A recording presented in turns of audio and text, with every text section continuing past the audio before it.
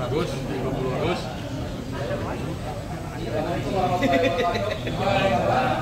Lagi KPPet ya. Kopi silakan kopi dulu, rokok silakan dulu. Tapi Yang pahit 3 tuh.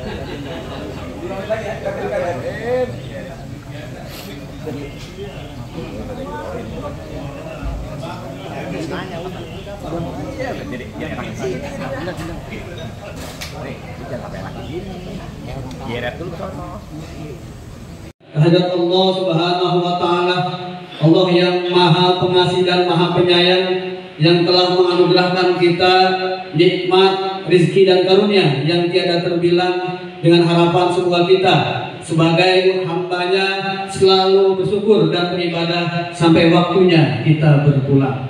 Selawat serta salam.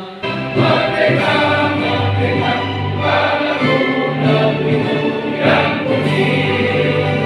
Indonesia yang merdeka, merdeka, hiduplah Indonesia.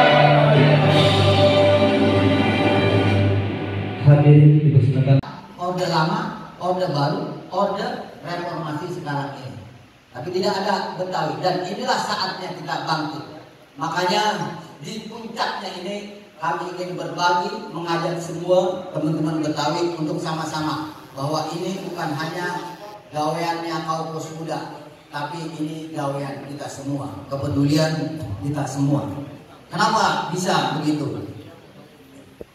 Jadi karena pada hal itu, meskipun secara konstitusi dan nilai dasar berbangsa bernegara sudah terjamin, padahal relasi kenegaraan itu lembaga adat dan lembaga kebudayaan Betawi sudah mendapat pengakuan dari negara pada masa awal kemerdekaan Indonesia.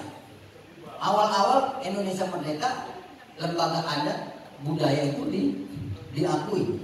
Pengakuan dan penghormatan terhadap masyarakat adat secara yuridis konstitusional tersirat pada pasal 18 Undang-Undang Dasar 1945.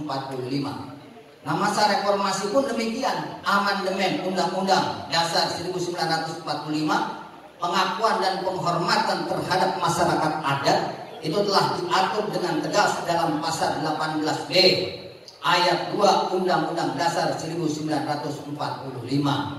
Dalam pasal 18B ayat 2 tersebut ditegaskan bahwa negara mengakui dan menghormati masyarakat hukum adat beserta hak-hak tradisionalnya sepanjang dalam kenyataan masih ada sesuai dengan perkembangan masyarakat dan prinsip negara kesatuan Republik Indonesia dan diatur dalam undang-undang.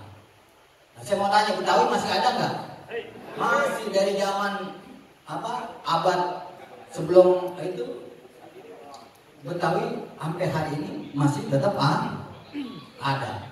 Itu bayangkan di Cakung misalnya, dulu kecil-kecil.